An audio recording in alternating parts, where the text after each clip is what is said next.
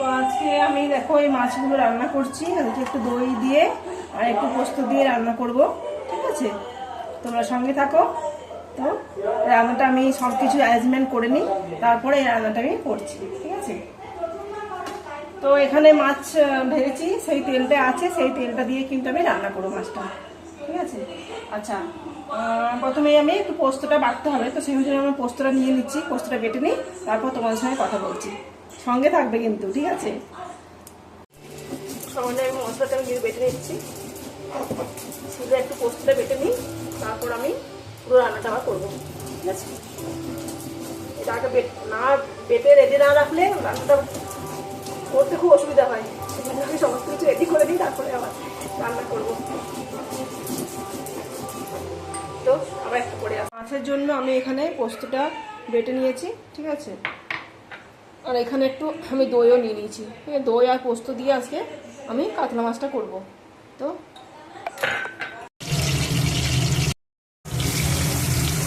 আমি এই পোস্তটা দিয়ে দিচ্ছি, লঙ্কাটা তো দিয়ে দিচ্ছি, লঙ্কাটা ভাজা হচ্ছে, তারপরে আমি এই পোস্ত বাটটা আছে সেটা দিয়ে দিচ্ছি, ঠিক আছে?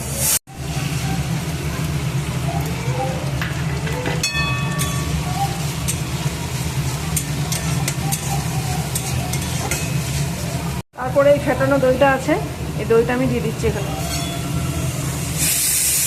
দিয়ে ভালো করে একটু নেড়ে নিই। নুন একটু দিয়ে দিচ্ছি, একটু চিনি দিচ্ছি, ঠিক আছে?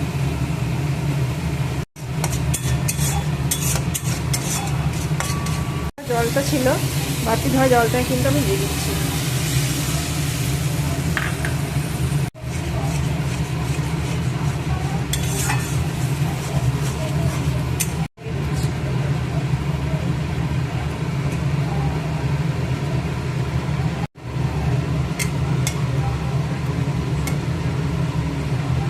হয়ে গেছে, মাছটা অফ করে দিয়েছি, ঠিক আছে?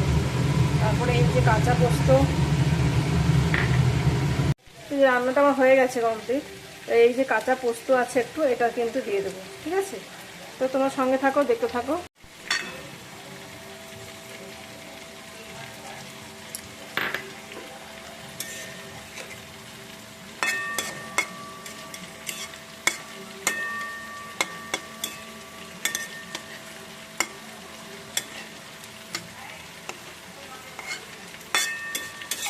তো এটা আমার ডান হয়ে গেছে, ঠিক আছে? আর একটু কাঁচা তেল আমি এর উপর থেকে দিয়ে দেবো, ব্যাস, তাহলে আমার রান্না কমপ্লিট। তো আমার এইভাবেই রান্নাটা আমি কমপ্লিট করলাম। একটু কাঁচা পোস্ত দিয়ে দিয়েছি, আর তার উপরে একটু কাঁচা সর্ষের তেল আমি ছড়িয়ে দিলাম, ঠিক আছে? এই দইটা দেওয়ার পরে মনে হচ্ছে না ছানা কাটা হয়ে গেছে। হ্যাঁ, ছানা তো একটু তো লাগবেই, দইটা দিয়ে এখন না একটু নাড়াচাড়া করছি, তো ওইরকম লাগবে। কিন্তু লাস্টে যে পোস্তটা দিয়ে দিলাম, পোস্ত বাটাটা অনেকটাই পোস্ত বাটা দিয়েছি, সেটাতেই কিন্তু খুব সুন্দর লাগছে, ঠিক আছে?